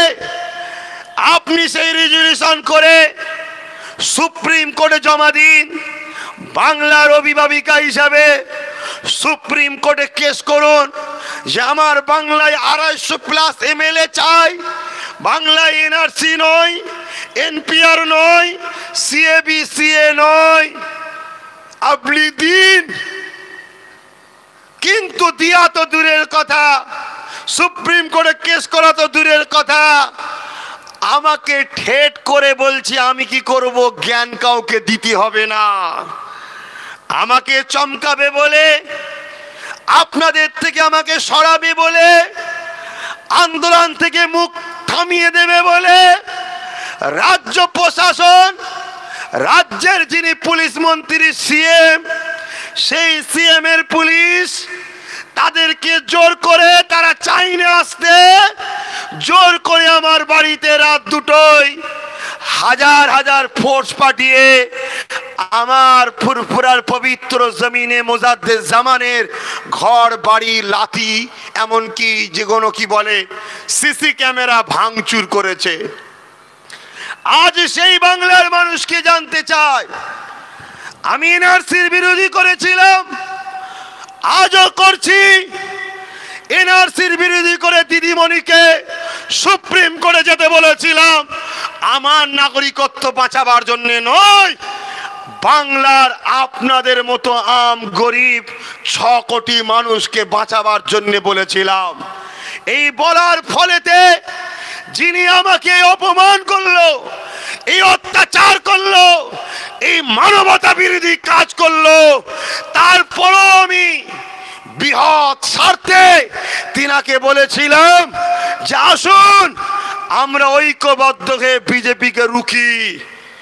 আপনি আমাকে হারোয়া দিন, মিনাখা দিন, দেগঙ্গা দিন, এইভাবে উত্তর 24 পরগনায় 33টার জায়গায় 9টা দিন, বাকি 24টা জায়গায় আপনি নিন, আপনার হয়ে আমি লড়বো। এই 9টা জায়গায় আপনি প্রার্থী দেবেন না, আমি আমার ভাইদেরকে দাঁড় করাবো, আমার মুসলিম দলিত আদিবাসী হিন্দুদের মধ্যে থেকে আমার পছন্দের ভাইকে দাঁড় করাবো। এই কথাটা বলা কি অন্যায় হয়েছিল? চিৎকার যেমন অন্যায় হয়েছিল, রাজনীতি করার ক্ষমতা কি একা তিনার আছে? রাজনীতি করার ক্ষমতা কি বাম, কংগ্রেস, টিএমসি, বিজেপির ব্যক্তিগত সম্পদ নাকি? আমাদের করার ক্ষমতা আছে না নয়? 73 বছর আমরা ভাবিনি সিএম কেন উড়া হবে। 73 বছর তো কই আমরা বলিনি অর্থমন্ত্রী কেন উড়া হবে। 73 বছর তো বলিনি কেন তোমরা স্বরাষ্ট্রমন্ত্রী হবে। 73 বছর লড়াই করেছি আমরা, জমি কেটেছি আমরা, চাষ করেছি আমরা, নাঙল দিয়েছি আমরা, পানি দিয়েছি আমরা, বীজ লাগিয়েছি আমরা, ধান কেটেছি আমরা, সেদ্ধ করেছি আমরা, চাল তৈরি করেছি আমরা, রান্না করেছি আমরা। 73 বছরই খাবার সময় আমরা বাদ। ভুল বললাম? সব কাজ আমরা, আর খাবার সময় আমরা বাদ কেন? 73 বছর তো একবারও বলিনি।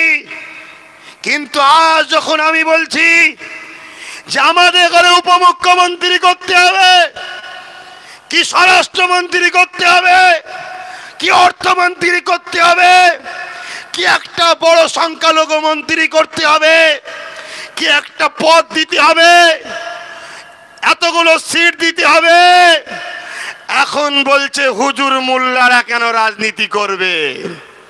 বলছে না বলেনি? কই 73 বছর তো আমরা বলিনি তোমরা কেন রাজনীতি করবে একা? দলিত কেন বাদ? 73 বছর আদিবাসী কেন বাদ? 73 বছর হিন্দু মুসলিম কেন বাদ? সেই উঁচু বর্ণের গুটি কত মানুষ শুধু 73 বছর করবে কেন? কই আমরা তো প্রশ্ন তুলিনি, তোমাদের তো মেনে নিয়েছি। আর আজ যখন আমরা এসেছি তোমাদের এই কথা বেরোচ্ছে কেন? ধর্মগুরু রাজনীতি করলে মানায়, এ কথা বেরোচ্ছে কেন? একটাই কারণে বেরোচ্ছে, আজ দেখছে বোম মারার লোক গেল কোথায়, পতাকা বাঁধার লোক গেল কোথায়, পার্টি অফিস দখলের লোক গেল কোথায়, যাদেরকে 10,000 দিয়ে মার্ডার করাতাম, খুন করাতাম, ওই আব্দুল করিম, আব্দুল জব্বার গেল কোথায়, যাদেরকে দিয়ে কারেন্টের পোস্টের উপরে জানকে বাজি লেগিয়ে 200 টাকার জন্য তুলে দিতাম, সে জানের পৌড়া করতো না, পার্টির ঝান্ডা বাঁধতো। যাদেরকে দিয়ে 500 টাকার জন্য পরের জমিতে বীজ দিয়ে দিতাম, পরের ফিশারিতে বীজ দিয়ে দিতাম, আজকে তারা গেল কোথায়? গেল কোথায়? দেখছে সব তো ভাইজান ভাইজান ভাইজান ভাইজান করছে, মাথা খারাপ হয়ে গেছে। এখন একটা টোপ দিচ্ছে, এবারে বিজেপি চলে আসবে। বলছে না বলেন? বিজেপি চলে আসবে বলছে না বলেন? আমি জানতে চাই ওই সকল ধোঁকাবাজদের ঘরে যারা বিজেপি চলে আসবে বলছে, 2019-এ লোকসভাতে 18টা বিজেপি এলো, কে আনলো? তখন তো আমরা বলিনি বাবা আসো দল করব, তখন তো বলিনি আমরা খেলবো, তখন তো আমরা দিদির হয়েই কথা বলেছিলাম, আলেম উলামারাও নেমেছিল। তারপরও 18টা কি করে এলো? আমি তাদেরকে জানতে চাই, লক্ষ লক্ষ লোক নিয়ে টিএমসির কারখানায় বড় হয়ে আজকে তোমার ঘর থেকে যারা বেরিয়ে চলে যাচ্ছে বিজেপিতে, তাতে বিজেপির হাত শক্ত হচ্ছে না। আর আমরা নিজেদের মা বেটিদের ঘরে মুসলিম দলিত আদিবাসী মতুয়ারা নিজেদের ইউনিট তৈরি করছি, তার বেলায় বিজেপি চলে আসছে। এ থেকে বোঝা যাচ্ছে আমাদের ঐক্য বিজেপি আসার পরও বিপদ হবে। আমাদের ঐক্য বিজেপি ক্ষতি করতে পারবে না তাই ভয় হচ্ছে, তাই আমাদের ঘরে বারবার বিজেপির ভয় দেখিয়ে বোকা বানিয়ে আমাদের ঘরে ঐক্য থেকে সরাতে চাইছে, যাতে করে আমরা খালি হাতে থাকি আর বিজেপি এসে মারতে সুবিধা হয়। কথা বুঝছেন না বোঝেন না? এরপরও আমি আজকে আবার বলে গেলাম, যদি মনে করেন আব্বাস সিদ্দিকীর কথা মিথ্যা, টিএমসির কথা সত্য, ছেড়ে দেন চলে যান। আব্বাস সিদ্দিকীর কথা মিথ্যা, বিজেপির কথা সত্য, ছেড়ে দেন চলে যান। আব্বাস সিদ্দিকী মিথ্যা বলছে, বাম সত্য বলছে, ছেড়ে দেন চলে যান। আব্বাস সিদ্দিকী মিথ্যা বলছে, কংগ্রেস সত্য বলছে, ছেড়ে দেন চলে যান। কিন্তু 10টাও তো বিশ্বাস করেন, ওই 10টাকে নিয়ে লড়বো। হাত তুলে বলুন, যারা আমার দিকে আছেন হাত তুলুন। ওই 10টাকে নিয়ে লড়বো, ঠিক না বেঠিক? কেন লড়বো? কেন লড়বো? 313টাতে 1000কে ধ্বংস আল্লাহ করেছে, ইতিহাস আমার জানা আছে। মাত্র 30,000 চীনের 15 লক্ষর মোকাবেলায় ভারী হয়েছিল, 30,000কেই মহান স্রষ্টা জিতিয়েছে, আমার জানা আছে। এই ভারতে এক মঈনুদ্দিন পুরো জালিমদের নাম নিশানা মিটিয়ে দিয়েছে, সেই মঈনুদ্দিনের উত্তরসূরি জানা আছে। কথা বুঝে আসছে না? নাই? যার স্বপ্ন নাই তার ভবিষ্যৎ নাই। অতএব বাঁধ ভেঙে কুমির আনা হয়েছে, বাঁধ ভেঙে পানিকে ঢুকিয়ে দেওয়া হয়েছে। আমাদের এখন দায়িত্ব যেমন হোক করে আমাদেরকে একটা উঁচু ডাঙাতে প্রথম দাঁড়াতে হবে, তারপরে বাঁধা ভাতকে ভাঙতে হবে, কি বলে বাঁধতে হবে। কথা বুঝছেন না বোঝেন না? তাহলে প্রথম দায়িত্ব কি? উঁচু একটা জায়গায় উঠে যেতে হবে, ঠিক না বেঠিক? তাড়াতাড়ি এখন আমাদের ঘরে উঁচু একটা জায়গায় উঠতে হবে, অর্থাৎ মুসলিম দলিত আদিবাসীর ঐক্যই 50-60টা দখল করতে হবে 21-এ। রাজি আছেন? রাজি আছেন? যে জায়গায় আমরা 90% চান্স আছে বেরোবার, সেই জায়গাতেই আমরা দেবো। এবার ওই জায়গাতে যারা টিএমসি করো, বাম করো, কংগ্রেস করো, তোমরা যদি বিজেপিকে রুখতে চাও তাহলে এই 50-60 জায়গা যেখানে আমি দেবো, কি 70 হোক 80 হোক, ওই জায়গায় তোমরা ভোট কাটাকাটি করবে না, বিজেপি আসতে পারবে না। আর যদি তোমরা ভোট কাটাকাটি করো তাহলে বিজেপি চলে আসবে। ঠিক না বেঠিক? বিজেপি যদি এসে যায়, আমরা আমাদের মতো করে লড়াই করে বাঁচতে জানি, বেঁচে লব। তুমি কি করে বাঁচবে তুমি চিন্তা করে নাও। কথা বুঝে আসছে না? কেন আমাদের সঙ্গে নাটক চলছে, নাটক। বিজেপিকে হুম্বুড়ির মা দেখানো হচ্ছে। কয়েক জায়গায় বলেছি, আপনাদের বলবো একটু। হুম্বুড়ির মা চেনেন নে? এই তোরা চিনিস হুম্বুড়ির মা? ছেলে ধরা শুনিস নি? ছেলে ধরা, হ্যাঁ? ছোটবেলায় দুপুরের সময় মানুষ খাওয়া দাওয়ার পরে দেখবেন একটু ঘুম পায়, নিশুতি হয়ে যায়, দুপুর বেলাটা গরমের জন্য ফাঁকা হয়ে যায়, ওই সময় কিছু ছেলে ধরা বেরোয়, তাই না? এখন মা ছেলেকে ওই যখনই কোল থেকে নামতে যায় বা নিচুই নেবে, হয়তো কাদা টাদা ঘাঁটবে, পানি ঘাঁটবে, পড়ে যাবে, তাই মা বলে, বাবা নাপিস নি, যাস না, হোমবুড়ির মা আছে, ছেলে ধরা আছে, ধরে নেবে। কথা বুঝছেন না? আমরা যাতে কারো কোলে থাকি, তিনি এখন ওই বিজেপিকে হুম্বুড়ির মা করেছে। এই কথা বুঝছেন তো নাকি? আমার কথা খারাপ লাগছে, ভালোবাসি বলে বলছি। এখন আপনারা কে মনে মনে গাল দিচ্ছেন আমি জানি না, তবে আমার স্রষ্টা জানে। আপনার যদি টিএমসি করা স্বাধীনতা থাকে, আপনার যদি বাম করা স্বাধীনতা থাকে, আপনার যদি কংগ্রেস করা স্বাধীনতা থাকে, তাহলে আমি কেন আমার ছোট ভাইকে নেতা বানাবার স্বাধীনতা থাকবে না? ওকে মন্ত্রী বানাবো, ও মন্ত্রী হবে, থানা পুলিশ কেস কামারি সব কিছু ও দেখবে, আর দুয়া তাবি ঝাড়ফুঁক আমি দেখবো। এক দরবারে দুটোই থাকবে। এই অসুবিধা আছে? আমি কেন পারবো না আপনাদের এলাকা থেকে আমার ভাইদের মধ্যে উপযুক্ত একটা ভাইকে এমএলএ বানাতে? তুমি যদি টিএমসি করতে পারো, বাম করতে পারো, কংগ্রেস করতে পারো, তা আমি আমার একটা ভাইকে এমএলএ করতে অসুবিধা কি আছে? ওটা তোমার স্বাধীনতা, আমার স্বাধীনতা নেই। তুমি যদি বলো না আমার গায়ে জোর আছে, আব্বাস সিদ্দিক খুব একটা কমজোরি তা নয়, খুব একটা যে কমজোরি তা নয়। কথা বুঝে আসছে? কোনোদিন যদি একটা খাও বুঝে নেবে সেদিন কেমন লেগেছে। তো ভাইয়েরা আমার, না আমার হাত চলে, চলে না তা নয়, আমার ইতিহাস আছে। হয় দেখেন, একটা ডানকুনিতে প্রোগ্রাম করছিলাম, কষ্ট হচ্ছে না তো? একটা আনডেসে একটা পুলিশ অফিসার এসেছিল, আর 5-6টা না বদমাইশ ছেলে। যখন বড় বড় সমাবেশ হয়, এগুলো শিখে রাখো, তোমরা শেখো, এসব ট্রেনিং দিচ্ছি। বড় বড় সমাবেশ হলে না কিছু দুষ্কৃতী ওই সময় পুলিশের ওপরে রাগ মিটায়, এই সুযোগটাকে কাজে নিয়ে। তা ডানকুনিতে একটা প্রোগ্রাম করেছিলাম, ওখানে কিছু 5-6টা ছেলে দেখি চৌমাথায় দাঁড়িয়ে গুলোচ্ছে। আমাকে দেখে সন্দেহ হয়েছে এ মনে হয় দুষ্কৃতী ছেলে। আর ওখানে একজন বড় পুলিশ অফিসার আনডেসে ছিল, আর সে প্রায় সময় ওদেরকে ধরে। মদ খেলে ধরবে না, রেপ করলে ধরবে না, ক্রিমিনালি করলে ধরবে না, তো ধরে তো পেটে তোদের ভালোর জন্যে। তোরা খারাপ হয়ে গেলে তো মারবে না, ভালো করার জন্য মারে। তুই ভালো হয়ে গেলে খালি গায়ে মারবে। তো ও দেখছে এই ভিড়েতে একটুখানি পুলিশটাকে প্রতিশোধ লব। আমি কিন্তু ওদের সন্দেহ করে ওই জায়গায় দাঁড়িয়ে গেছি, সরিনি। আর মাইকে আমাকে ডেকেছে যে আপনি স্টেজে আসুন।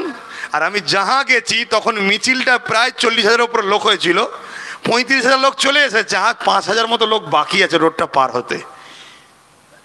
দেখি 5,000 লোক ছুটছে, কার পিছনে ছুটছে কি হয়েছে জানি না। আমি তো আল্লাহ, একটু লম্বা মানুষ, লম্বা লম্বা ঠ্যাং, আমিও স্টেজ থেকে লাভ মেরে ছুট। কি হয়েছে? ছুটে ছুটে ছুটে ছুটে দেখি একটা লোককে গোল করে ঘিরে রেখেছে, আর সেখানে মারবে। আমি কি হয়েছে? বলছে না, ইসলামকে গাল দিয়েছে। খালি গামাকাই, খালি গামাকাই, কেউ আমার কথা শুনছে না। লাস্টে দিয়েছি দুটো চড়চাপড়, ধাম ধাম করে দিয়েছি, সব ছিটতে চাই হয়ে গেছে। তাকে নিয়ে যে পাশে বসেছি, স্যার কি হয়েছে? আমি তাকে মতো মনে হচ্ছে আম মানো, দাদা কি হয়েছে? বলছে আমি পুলিশ অফিসার, আমি সর্বনাশ করেছি। আরে সে আমার দেশের সম্পদ তো, ইজ্জত তো, কি হয়েছে?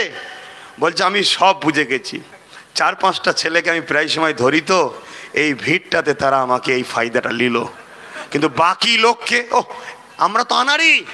শুধু বললো ধর তো ধর, আরে কেন ধরবো একবার জানলাম না, এটা তো অন্যায়, এটা তো অন্যায়। হতে পারে এনার সঙ্গে আমার পারিবারিক ঝগড়া আছে, কোন একটা প্রোগ্রামে উনিয়ে গেছে আমিয়ে গেছে, হঠাৎ করে বললেন পকেট মার, অমনি সবাই মিলে মারছে। আরে হাতও মেরেছে কি জানো? এগুলো সব শিখতে হবে বাপ। কোনো জিনিস তৎকালীন করাটাই হলো শয়তানের কাজ। রহমতি কাজ ধীরে হয়, শয়তানের কাজ তাড়াতাড়ি হয়। তা আমি তেনাকে বললাম, যাক তিনি অত্যন্ত ভালো মানুষ ছিল, আজ এই বক্তব্য তেনার কাছে গেলে তিনি খুশি হবে। আমি অত্যন্ত অন্তর থেকে তেনার জন্য দোয়া করেছি, তিনি আরও বড় হোক। তেনাকে আমি বুঝিয়ে বললাম, দেখুন আপনার জন্যে আমিও কিছু খেয়ে গেছি। কথা বুঝছেন না? মারপিট হলে ভিড়ের মধ্যে থাকলে কে কাকে ঝাড়ছে কোনো ঠিক আছে নাকি? আমিও কিছু খেয়ে গেছি, যারা আমার জুতো ঘোরায় তারাও ঝাড়া দিয়েছে আমায়। অতএব আপনার জন্যে, অতএব আপনি আমার স্বার্থে আমার দিকে খেয়াল করে ছোট করে দেন। যাক, তিনি কথাটা শুনেছিলেন, ছোট করে দিয়েছিলেন। এবং যে ছেলেগুলো লাগিয়েছে আমি বলেছিলাম তাদেরকে আপনার যেটা আইনি অর্ডার আছে সেই অর্ডারে যেটা খুশি করবেন, আমার কোনো আপত্তি নেই। ঠিক না ঠিক? অতএব তোমাদেরও সজাগ হতে হবে। কোনো প্রোগ্রামে কোনো জায়গায় কেউ যদি একজন ডিস্টার্ব করে, জানতে হবে ওকে কেউ সেটিং করেছে। তাকে প্রথম সাইডে রাখো, রেখে কাজটা মিটিয়ে নাও, পরের দিন তাকে নিয়ে বসো। যদি তারপরে কিছু পান্তা ভাত দিবার হয় সেটা পরের কথা। কথা বুঝছেন না, বোঝেন না? তাড়াহুড়ো কোনো কাজ করতে নেই। তো যাক, আমি কোন কথা বলতে গিয়ে দিক চলে এলাম। হ্যাঁ, হুমবুড়ির মা, ভালোই মনে আছে দেখছি। এটা বলে নিয়ে আমি দোয়া করে দেবো, আপনাদের কষ্ট হচ্ছে না তো? দাঁড় করে রেখেছি তো ভাইয়েরা আমার। তো এই বাচ্চা যখনই কোল থেকে নামতে যায়, মা তখন বলে নাপিস নি, হুমবুড়ির মা আছে বা ছেলে ধরা আছে। বাচ্চা যখন তাও শোনে না, তখন মা ইশারা করে বলে কোথা গেলি না হুমবুড়ির মা। তখন হয় দেখা যাচ্ছে বড় ছেলে হোক বা বাড়িতে অন্য কেউ হোক, একটা থলে বা বড় চাদর জড়িয়ে এসে বাচ্চার সামনে ঠেলে ওঠে না, তখন বাচ্চা উড়ি চিল্লে মিললে মায়ের কোলে উঠে যায়। কি মা তখন বলে নাম না, নাম। আর কোল থেকে নামতে চাই না। ঠিক না বে ঠিক? তো ওই জন্যে আমরা যাতে ফ্রিতেও দিদির কোলে বসে থাকি, তাই বড় আদর করে হুমবুড়ির মা বিজেপিকে আনা হয়েছে। যখনই কোল থেকে নামতে যাবে অমনি বলে বিজেপি চলে আসবে, অমনি বলে বিজেপি চলে আসবে। আজকে ভেবে দেখুন তো, আব্বাস সিদ্দিকী যদি রাজনীতির দলের কথা না বলতো, আপনারা দিদি ছাড়া অন্য কোনো অপশান ছিল আপনাদের এই মুহূর্তে ভোট দিবার? বলুন, অপশান আছে? এটা তো পলিসি। চাকরি দেবো না, চাকরি চাইলে বলো বিজেপি। রাস্তা বিজেপি। 10,000 শিক্ষা প্রতিষ্ঠান কই দিদি? বিজেপি চলে আসবে। ফুরফুরার রেল কই? বিজেপি চলে আসবে। আব্বাস সিদ্দিকী চিল্লাচ্ছে, বিজেপি চলে আসবে। দেখছেন না? এটা তো পলিসি। এই পলিসিটাকে বুঝতে হবে। আনন্দবাজার পত্রিকায় দিদিমণি নিজে বলেছিল যে বিজেপিকে ফন্ডে এনে লড়বো, অর্থাৎ বিরোধী শক্তি হিসেবে বাম কংগ্রেসকে রাখবো না, বিজেপিকে রাখবো। কেন? বাম কংগ্রেসের বিরোধী বিজেপি আসতো, লোক বিজেপিকে ভোট দিত না, বাম কংগ্রেসকেই নিয়ে তেতোকেই খেত। যখন টিএমসি এসেছিল তাই বাম কংগ্রেস ছেড়েছিল। ঠিক না বেটি? ঠিক তেমনি বাম কংগ্রেস যদি বিজেপির এখন বিরোধী দল থাকতো, তাহলে টিএমসি ছেড়ে দিয়ে লাফালাফি করে বাম কংগ্রেসে চলে যেত। যদি বিরোধী দল বিজেপি থাকে, তাহলে কমসে কম এই মুসলমান তো অন্য জায়গায় যাবে না, আমার কাছেই থাকবে। হঠাৎ করে যে আমার আল্লাহ মাইনা বিয়ে দেবে, এটা তো আমিও জানতাম না। এবারে মাথা খারাপ। ই কি হলো বল দিকিন, ই কি হলো বল দিকিন। লাস্টে এবারে কোনো দিশে খুঁজে পাইনে, ইমাম সাহেবকে ধরেছে। 10,000 টাকা দিচ্ছে, আব্বাস সিদ্দিকীর বিরোধী করতে হবে। তোমাকে 50,000 টাকা দেবো, হুজুর আব্বাস সিদ্দিকীর বিরুদ্ধে একটু বলতে হবে। এই করছে এখন। কথা বুঝে আসছে না? নাই? যদি বিজেপি এত ডিস্টার্ব করে, তাই তো আমি বলেছিলাম যে আমার বাড়িতে পুলিশ পাঠাবার পরেও বলেছিলাম যে আসুন এক হয়ে লড়বো। বলেছিলাম না, বলিনি? কিন্তু তিনি মেনেছে, মেনেছে। অতএব আমি এখন আপনাদেরকে জানিয়ে দিই, আমরা 10টা দল অলরেডি রেডি হয়ে গেছি। 10টার মধ্যে এমনও দল আছে যারা সংসদীয় রাজনীতিতে আছে, তাদের এমএলএ মন্ত্রী এমপি পর্যন্ত আছে। এমন দল 10টা।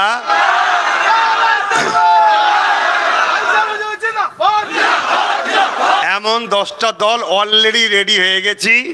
আজকে কলকাতায় লোক পাঠিয়েছি প্রেস ক্লাব বুক করার জন্য। কিন্তু একটা খুশির মেসেজ আবার এসেছে, সেটা হলো এটাই, আরও দুটো দল এতদিন পরে তারাও লড়ে বসেছে। তারাও বলছে যে একটুখানি সিটটা কম বেশি করলে আমরাও ভাবতাম। কথা বুঝেছেন না বোঝেননি? তো বৃহৎ স্বার্থে আমি বলেছি আসুন বসি, আলোচনার টেবিলে আলোচনা হবে। অসুবিধা আছে ভাই?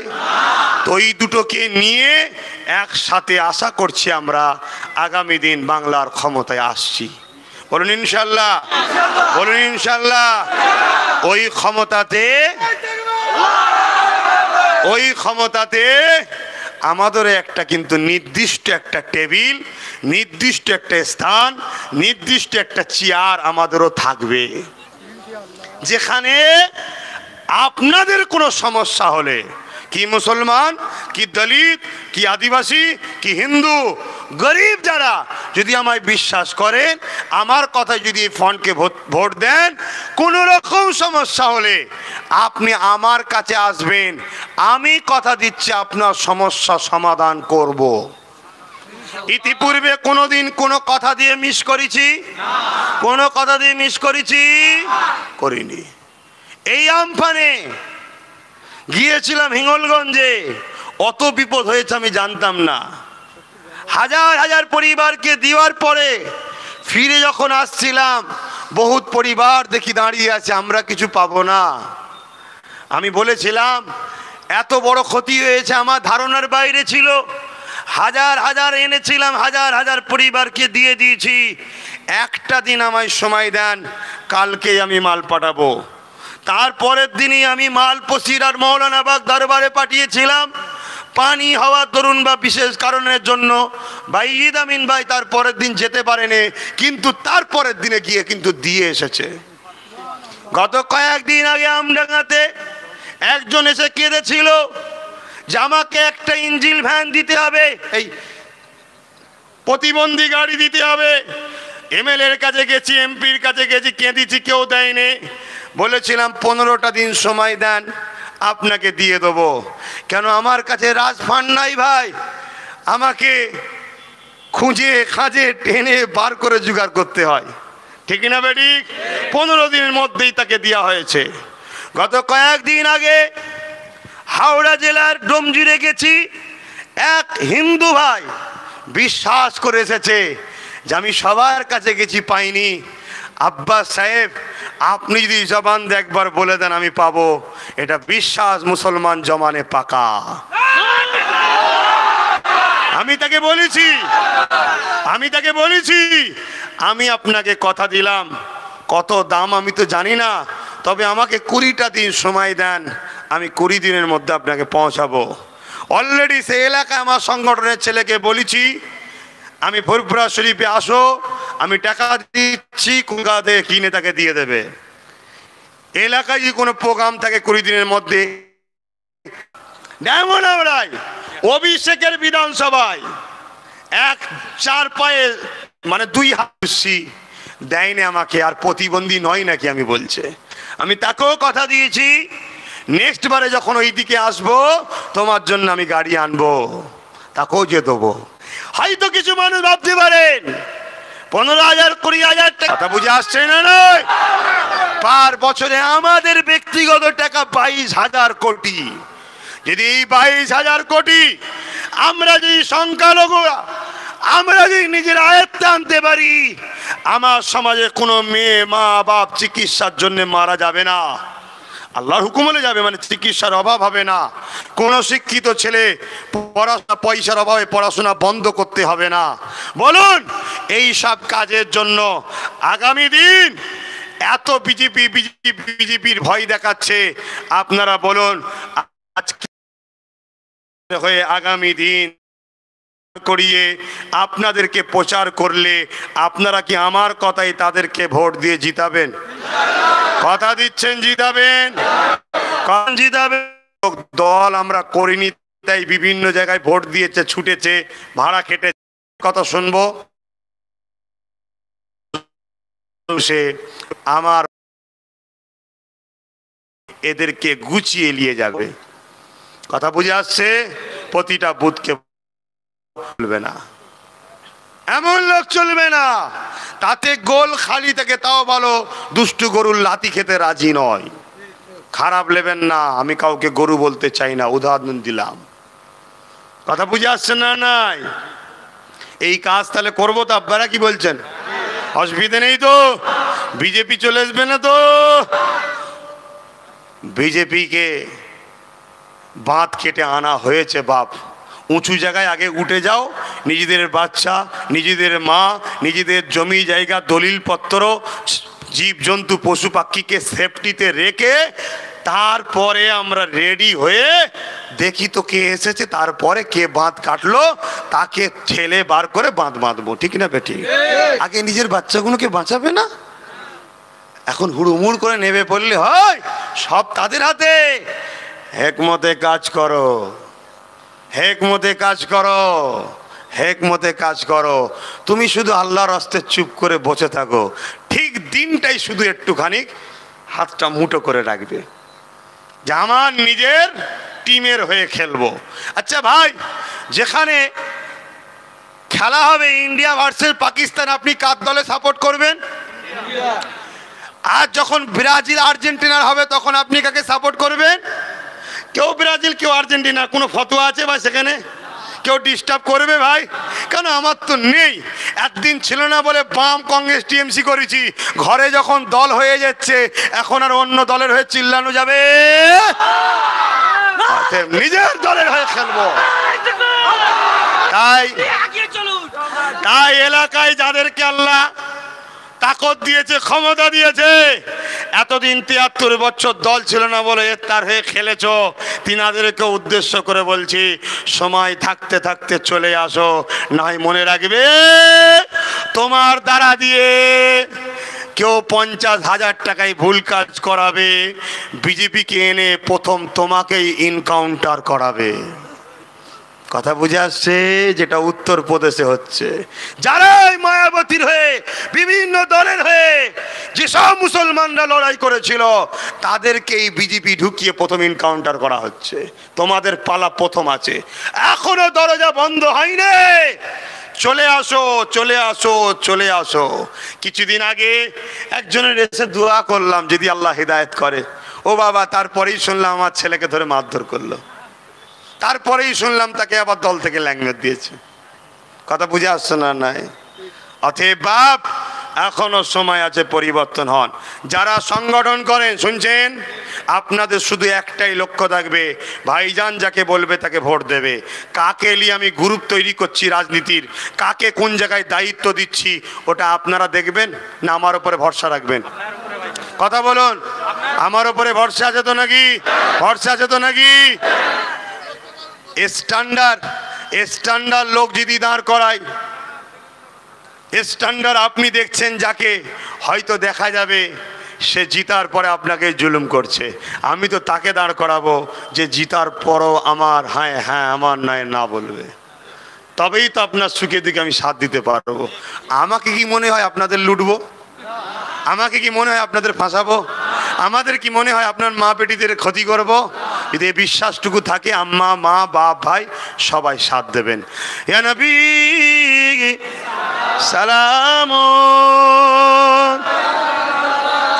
ইয়া রাসূল, ইয়া হাবিব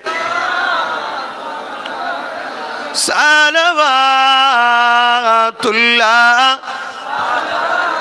সকলে বসেন, একটু দোয়া নিয়ে যাবেন, দোয়ার দরকার এখন। বসেন।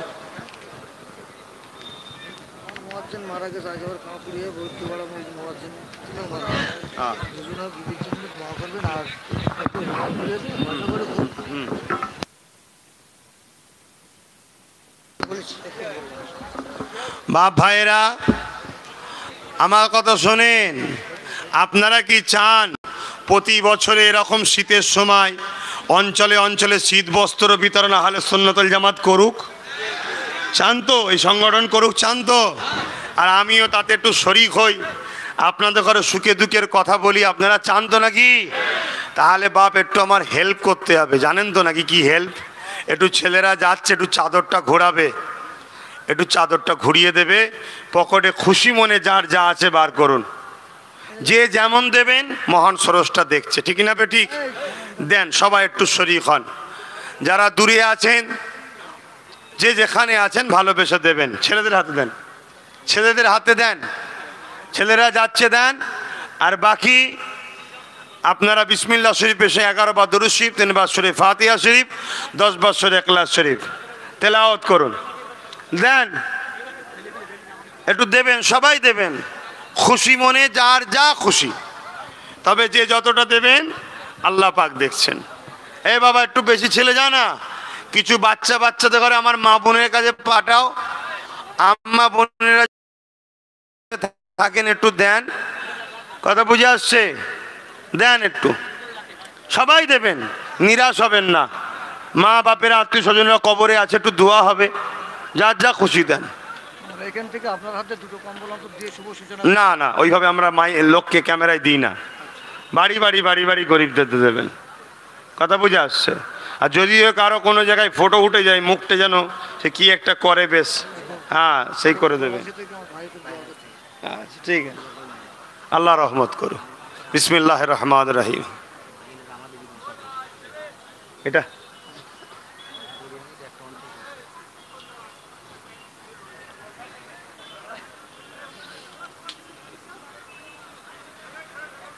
দেন, যার যা খুশি দেন।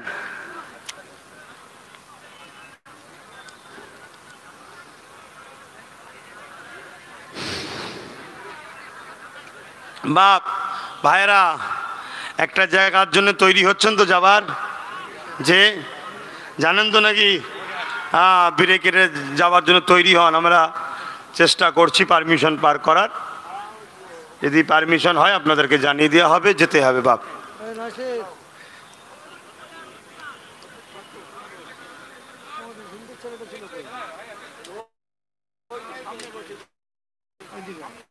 থাক, কে আল্লাহ দেখেন, আমার এই একটা ভাই দুটো কিডনি ড্যামেজ, সংগঠনের ছেলেরা একটু পাশে দাঁড়িয়ে চেষ্টা করছে। বলুন, এই মানুষগুলো অসহায়গুলো কি তো দেখা কাজ নেই তাদের? হ্যাঁ, রাজকোষ তো তাদের হাতে। আজকে এরকম হাজার হাজার মানুষ সমস্যায় আছে গো ভাই, এসে কাঁদে। আমি কি করব? কাকে 2000, কাকে 1000, কাকে 500, কাকে 10,000, যাকে যেমন পাচ্ছি দিচ্ছি। কি করব? কতটা দেবো? আমার না থাকলে কি চুরি করে দেবো নাকি? কিন্তু বাপ, যাদের কাছে রয়েছে এদের সেবার জন্য, তারা তো দিচ্ছে না। তাহলে আমার যদি সেই জায়গায় কথা পাওয়ার চলে, তাহলে তো আমি তাদেরকে বলে আনতে পারবো। এটাই করতে চাইছি।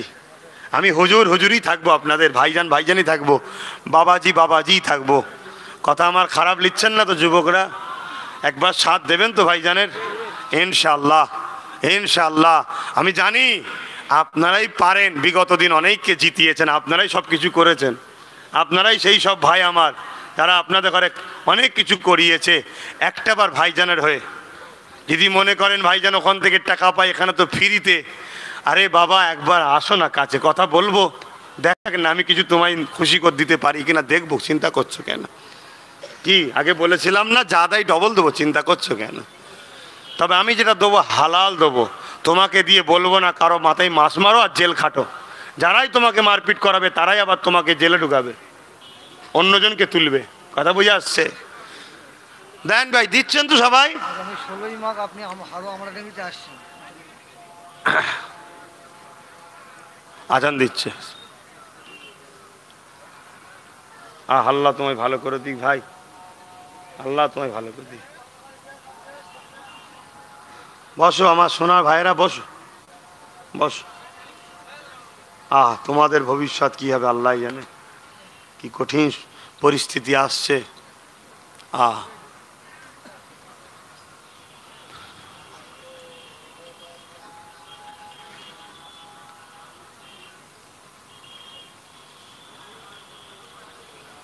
কিছু কিছু মানুষ দেখা যায় আসে, কিছু খুব অল্প সংখ্যা, এসে ভালোবাসে বলে, হাতও তোলে, কিন্তু আমি চলে যাবার আগে দেখি একেবারে শেষ সময় তারা আগে চলে যায়। তো এইভাবে কি ঠিক সময় ফাঁসিতে চলে যাবে নাকি? হ্যাঁ, যারা যাবার তারা ফাঁসাতে পারে, তোমরা কিন্তু ফাঁসাবে না, ঠিক না? হ্যাঁ, অতএব ওইরকম করলে হবে না। যতক্ষণ ভাইজান আছে ততক্ষণ তো থাকতে হবে। জানি তোমাদের সময়ের মূল্য আছে, কাজকাম করো, এই সময় এমনি তো কাজ কারবার নেই, একটু কষ্ট করো 4-5 মাস। যদি এই ভাইটাকে তুলতে পারো, ইনশাল্লাহ ইনশাল্লাহ তোমাদের কর্মসংস্থান করে দেবো, ইনশাল্লাহ। কি তুলতে পারো বলে গেলাম। আকবর আলী খন্দকার নাম শুনেছিলেন? হ্যাঁ, টিএমসির লোক ছিল, নাম শোনেন না? একটা এমএলএ যে কত কাজ করতে পারে উনি দেখতেছিল। উনি লোকের চোখ খুলিয়ে দিয়েছিল বলে ওনাকে পার্টি থেকেই মারা হয়েছে, মেরে দেওয়া হয়েছে প্ল্যান করে। কথা বুঝে আসছে? ভালো ভালো নেতা দেখার বাঁচতে দেয় না, ওই জন্যে পরের টিমে খেললে এই দশা হবে। নিজের টিম তৈরি করো, ভালো ভালো লোক নিয়ে। একটা এমএলএ যে কত কি করতে পারে সেটা আকবর আলী খন্দকার দেখেছিল, খুব ভালো লোক ছিল। এমপি নুরুল হাজরা এমএলএ করেছে, এখন এমএলএ করেছে এমপি থেকে। হ্যাঁ, দেরি আছে। হ্যাঁ, তাড়াহুড়ো কাজ করতে নেই বাপ, সব ধীরে ধীরে করতে হয়। আল্লাহুম্মা আমিন। আল্লাহ, আমার আব্বা কোনো ভাই কোনো আশপাশ থেকে এসে সব বসেছে, একেবারে কাজের সময় এখন, বিভিন্ন কাজ কাম, চাষবাস, গরিব মানুষ, সব অভাবী সংসার। তারপরও একেবারে সেই সকাল 10টা 10:30 থেকে বসে, আজ 12:30 বেজে গেছে, এত সময় ধরে অপেক্ষা করছে কাজ কাম ছেড়ে দিয়ে। আল্লাহ, এদের এই বসাকে আপনি কবুল করেন, এদের রুজিতে বরকত দেন, এদের কারবারে বরকত দেন। আপনার নবীর খানদানকে বুকে করে রেখে ভালোবেসে ঘিরে বসে আছে। আল্লাহ, এদেরকে কিয়ামতের দিন আমাদের সাথে জান্নাতও দেন। আয় আল্লাহ, দুনিয়ায় যতদিন বাঁচবে, মা বাপ, ছেলে পুলে, আত্মীয় স্বজন, স্ত্রী নিয়ে এদেরকে সুখে শান্তিতে রাখেন। আল্লাহ, এই মাহফিলকে কবুল করুন। এই মাহফিলে যে যা দান করেছে প্রত্যেকের দানকে কবুল করুন। প্রতিটা মানুষের জীবনের গুনাহ খাতাকে মাফ করে দিন। আল্লাহ, এখানে অনেক যুবক ছেলে বসে আছে যারা বিভিন্ন সময় বিভিন্ন ভুল কাজ করেছে, কিন্তু এই সময় আপনার কাছে হাত পেতেছে। আল্লাহ, এদের ভাই হয়ে দোয়া করি, এদেরকে দুনিয়া আখেরাতের আমার সাথী বানিয়ে দেন, এদেরকে দুনিয়া আখেরাতের আমার সাথী বানিয়ে দেন। এদের জীবনের গুনাহগুলো আপনি মাফ করে দেন, এদেরকে কর্মজীবন, চাকরি বাকরি মিলিয়ে দেন। আয় আল্লাহ, এই টোটাল মাহফিল করতে গিয়ে কোনো ভুল ভ্রান্তি হলে মাফ করে দেন। রহমত করে সওয়াব দিয়ে থাকে, সরপতে সওয়াব আকায়ে নামদার মুফাক্কির মওজুদা সৈয়দুল মুরসালিন রহমাতুল আলামিনের দরবারে সওয়াব পৌঁছে দিন। আমার আম্মা গুনো, বোন গুনো, তারাও এসে বসেছে, তাদেরকেও কবুল করে এলেন আমার আল্লাহ। আল্লাহ, তারাও কিছু কিছু শরীক হয়েছে, দান করেছে, কবুল। আল্লাহ, হুজুরে আব্বাজান, আম্মাজান, হুজুরে হালিয়া সন্তান সদের রূপকে সওয়াব পৌঁছে দিন। 4 পীর পে 4 ইমাম হুজুরদের, ইমামে হাসান হুজুর সব খানা পৌঁছে, তামাম নবী সাহাবা হুজুর সাহাব মোজাদ্দেদ জামান দাদা, ওদের 5 কলিজার খলিফা সব খানা পৌঁছে দিন। আয় আল্লাহ, এখানে শুয়ে আছে আব্বাস আলী গুরাচ্ছদ হুজুরা, এত বড় ওলি, ইনা হুজুরের দরবারে সব পৌঁছে দিন। হুজুরের রুহানি দোয়া মিলাবেন আল্লাহ।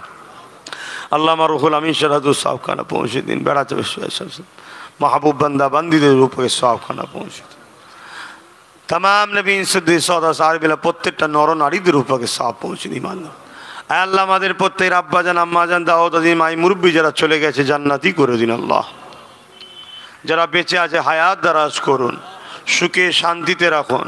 দুবেলা দুমুঠো খাওয়ার জন্য কারো ধরে হাত পাতাবেন না আল্লাহ।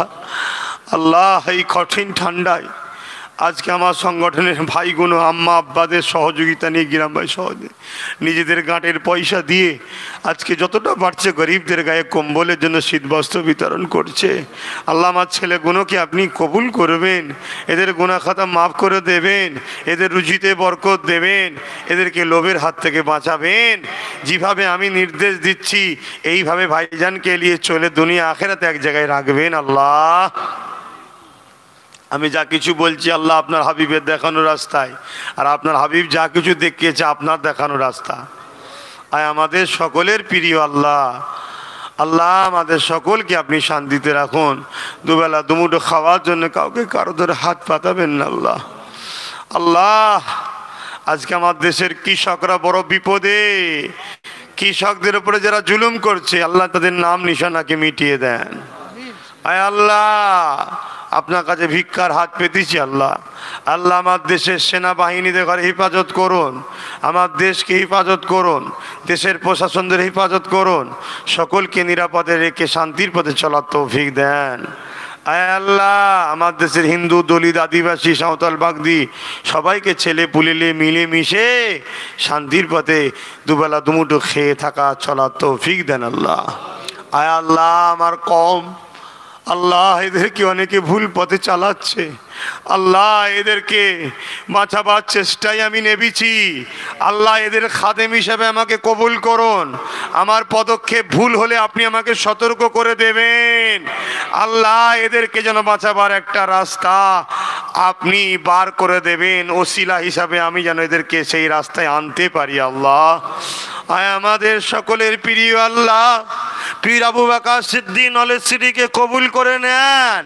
নলেজ সিটিতে যারা মিথ্যা প্রচার করছে হিদায়েত করে দেন, যদি হিদায়েত কপালে না থাকে বিচার করবেন। আয় আল্লাহ, 21শে বিধানসভায় আপনার সৃষ্টিকে বাঁচাবার স্বার্থে, শান্তি প্রতিষ্ঠিত করার স্বার্থে, ইনসাফ নাই প্রতিষ্ঠিত করার স্বার্থে আল্লাহ আমি বিভিন্ন জায়গায় প্রার্থী দেব, আপনি জিতিয়ে রাজ ক্ষমতায় অংশ দিবার ক্ষমতা দেবেন আল্লাহ। আপনিই সব কিছুর মালিক।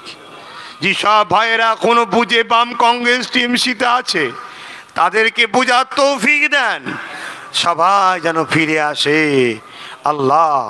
আল্লাহ যাদেরকে উপযুক্ত করেছেন, বুদ্ধি দিয়েছেন, রাজনীতির কৌশল বোঝে, তাদেরকেও আমার পাশে দাঁড় করিয়ে দেন। আমিন আমিন আমিন। আল্লাহ আপনি আমার জন্য যথেষ্ট।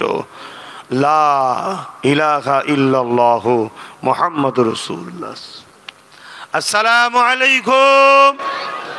আস্তে আস্তে যান, কেউ ভিড় করবেন না। আমি কিন্তু ওই দিকের ভাইগুলোকে বলবো যারা এসে বসেছিলেন এতক্ষণ দোয়াতে শরীক হলেন, হাত তুললেন, আপনারা যদি এসে এই দিকে বসতেন তাহলে এই মাহফিলটার কত সুন্দর মানান হতো, আপনাদেরও ভালো লাগতো, আমাকেও ভালো লাগতো। এটা নেক্সট বারে করবেন না, বুঝতে পেরেছেন? এগুলো বুঝতে হয়। আস্তে আস্তে যান, আপনারা আমাকে সালাম দেন। ওয়ালাইকুম আসসালাম। যান, আস্তে আস্তে চলে যান।